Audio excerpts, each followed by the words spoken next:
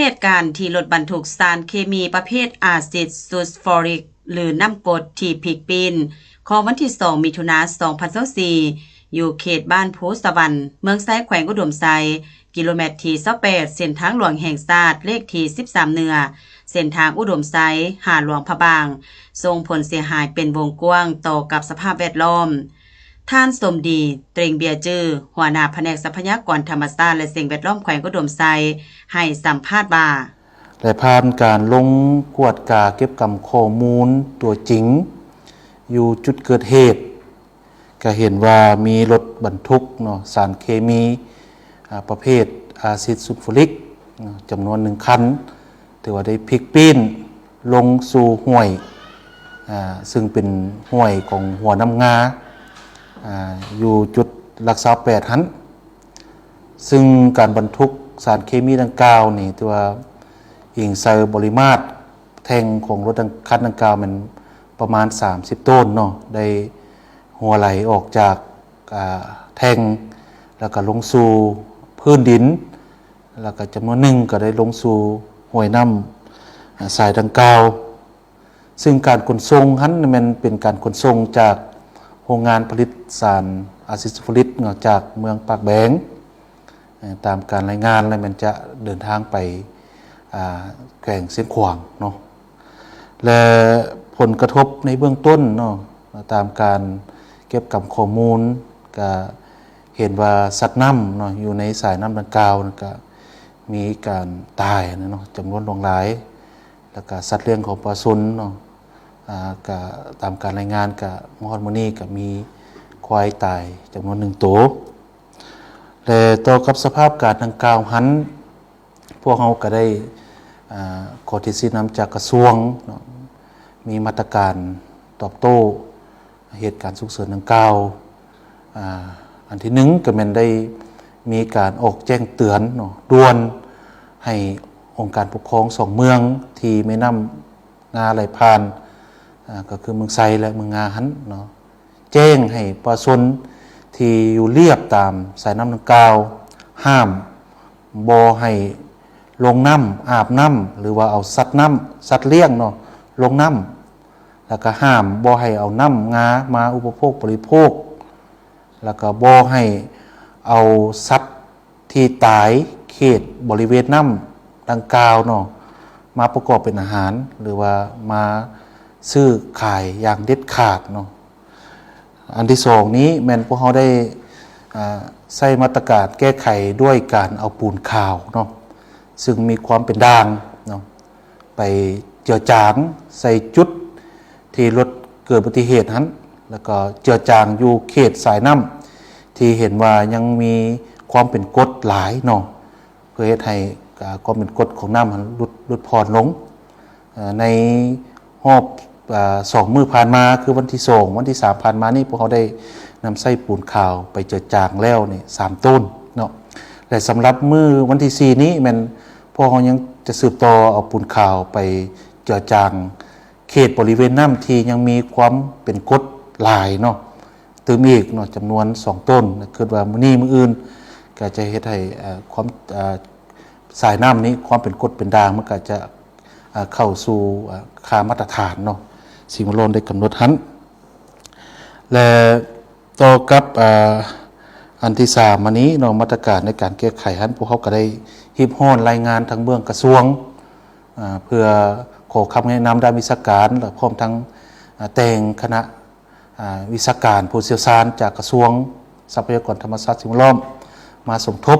กับท้องถิ่นเนาะในการแก้ไขปัญหาดังกล่าวเนาะพร้อมกับแขวงกับเมืองและกับบ้านและมื้อนี้วันที่4นี้พวกเราได้มีการปรึกษาหารือกันแล้วก็จะเริ่มลงเพื่อเก็บกับข้อมูลเนาะผลกระทบละเอียดนั้นและอันที่4นี้พวกเราได้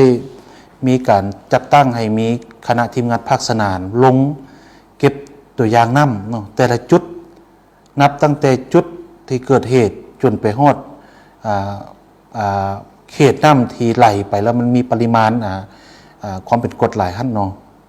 ถือว่าตามการเก็บกำข้อมูลนับตั้งแต่เมื่อเกิดเหตุวันที่2ข้อวันที่4นี้ก็เห็นว่า ค่าความเป็นกรดเป็นด่างของสายน้ำงาเนาะนับตั้งแต่จุดเกิดเหตุลงไปหันก็เริ่มเข้าสู่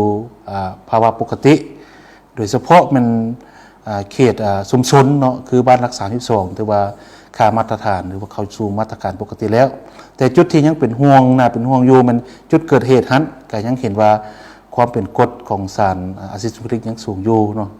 แล้วก็อันจุดที่2มันจุดที่ว่าสารเคมียังสืบต่อไหลไปเนาะตามการเก็บตัวอย่างล่าสุดก็มันปัจจุบันนี่มันอยู่เขตบ้านตรงตูเนาะสารเคมีไปฮอดจุดนั้นแล้วพวกเขาก็ได้นำเอาปูนขาวหั่นเนาะไปวานเนาะไปวานใส่แม่น้ำสายดังกล่าวเพื่อป้องกันการไหลของสารเคมีดังกล่าวหั่นเนาะแต่ว่าความเข้มข้นมันก็จะจางไปแล้วเนาะมันจะเจือจางกับน้ำหั่นมันก็เขามีความบ่เข้มข้นคือกับมือทำอิฐหั่นเนาะเหตุการณ์ดังกล่าวเป็นเหตุการณ์ที่ส่งผลกระทบต่อสิ่งแวดล้อมและการดำรงชีวิตของประชาชนอยู่เขตดังกล่าวเป็นจำนวนหลายดังนั้นทางภาครัฐก็คือแผนกทรัพยากรธรรมชาติและสิ่งแวดล้อมแขวงแม้จะได้ติดตามกวดกาชี้นำบริษัทที่เคลื่อนย้ายสารเคมีอันตรายโดยบ่ได้รับอนุญาตและบ่ถูกต้องตามกฎหมายเพื่อให้มีการรับผิดชอบทุกด้านตามความเหมาะสมต่อกับสังคมที่เป็นห่วงต่อกับผลกระทบที่เกิดขึ้นดังกล่าวหันก็บ่ให้กังวลเนาะก็บ่ให้กังวลก็ถือว่าโดยความเป็นห่วงเป็นใยของภาครัฐคันแขวงคันเมืองก็คืออิงใส่ระเบียบกฎหมายหันก็การกระทำดังกล่าวนะเป็นการกระทำที่บ่สอดคล้องตามกฎหมายเนาะแล้วก็มีการเคลื่อนย้ายวัตถุเคมีที่บ่รับประกันความรับผิดชอบทั้งหมดก็จะเป็นทั้งบริษัทนั่นแหละเนาะเป็นผู้รับผิดชอบเนาะในการเป็นเจ้าการในการฟื้นฟูบรรดาผลกระทบต่างๆที่เกิดขึ้นแต่ในนี้รัฐของเขาก็จะสืบต่อนะเนาะสุ่มใส่อย่างสุดเขตในการแก้ไขเนาะเฮ็ดให้สภาพธรรมชาติหรือว่าสิ่งแวดล้อมคุณภาพของน้ำมันกลับคืนโดยไวโดยสมทบกับศูนย์กลางโดยสมทบกับบริษัทก็คือเมืองตลอดทอดพ่อแม่ประชาชนพวกเขาเนี่ยจะต้องได้ร่วมกันเนาะมีส่วนร่วมเฮ็ดให้ปัญหาดังกล่าวกลับคืนสู่สภาพโดยสภาพปกติโดยไวนั่นเนาะพร้อมนี้ท่านก็ยังได้เรียกร้องมายังประชาชนที่อาศัยอยู่เขตจุดเกิดเหตุและเขตที่มีสารเคมีไหลไปนั้นจงระมัดระวังและปฏิบัติตามแจ้งการของแขนงการที่เกี่ยวข้องอย่างเข้มงวดเพื่อความปลอดภัยของตนเองสัตว์เลี้ยงและอื่นๆในนามแขนงการที่รับผิดชอบเรื่องงานปกปักษาสิ่งแวดล้อมขอเรียกร้องมายังบรรดาบ้านพ่อแม่ประชาชนที่ตั้งบ้านเรือนอยู่เรียบตามสายน้ำงาเนาะนับตั้งแต่บ้านภูสวรรค์เมืองไซจนไปฮอดบ้านเทศบาลของเมืองงานี้ในระยะนี้ขอให้หลีกเลี่ยงเนาะหลีกเลี่ยงการน้ำไส้การลงน้ำอาบน้ำการอุปโภคบริโภคน้ำก็คือสัตว์น้ำหรือว่าสัตว์อื่นๆที่ตายอยู่เขตบริเวณน้ำหันอย่างเด็ดขาดเนาะเพื่อเฮ็ดใดเพื่อเฮ็ดให้รับประกันต่อกับสุขภาพของพ่อแม่ประชาชนก็คือสัตว์เลี้ยงเนาะของพ่อแม่ประชาชนพวกเขาเนาะและสำหรับแผนการแก้ไขในตอนหน้านี้ก็คือข้าพเจ้าได้เสนอเนาะปัจจุบันนี้แต่ว่าทั้งกระทรวงได้แต่งตั้งคณะเชี่ยวชาญลงมาสมทบกับท้องถิ่นเพื่อร่วมกันปรึกษาหารือแล้วก็ลง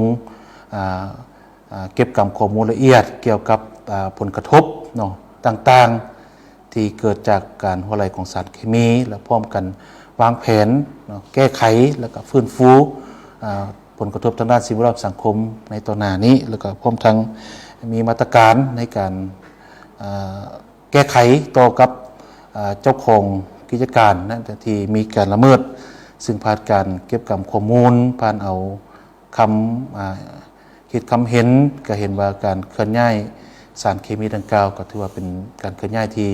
บ่ได้รับอนุญาตจากคณะกรรมการเกี่ยวข้องแล้วก็เป็นการเคลื่อนย้ายที่บ่ปลอดภัยเนาะตามหลักวิชาการหัน อันนั้นมันแผนในเฉพาะหน้าและอีกอันหนึงนี้มันพวกเขาจะสืบต่อเก็บตัวอย่างน้ำเนาะเก็บตัวอย่างน้ำในแต่ละวันเนาะเก็บตัวอย่างน้ำในแต่ละวันเพื่อกวดกาเบิ่งค่ามาตรฐานให้มันกลับคืนสู่สภาพปกติพร้อมจะได้นำเอาตัวอย่างน้ำหันส่งไปศูนย์กลางเนาะเพื่อวิจัยเนาะวิจัยให้มันอยู่ระดับที่ปลอดภัยแล้วจึงจะแจ้งให้พ่อแม่ประชาชนที่อยู่เรียบตามเส้นทางดังกล่าวหันตามสายน้ำดังกล่าวหันเนาะมีความมั่นใจเนาะจึงมีการนำใช้หรือว่าบริโภคผู้พกในการต่อไปหันมาฮอดปัจจุบันการปฏิบัติหน้าที่ของพนักงานที่รับผิดชอบร่วมกับบริษัทแม้นได้เล็งติดตามการไหลของสารเคมีพร้อมทางได้นำเอาปูนขาวมาเจือปนเพื่อให้เป็นด่างและกลับคืนสู่สภาพปกติโดยไว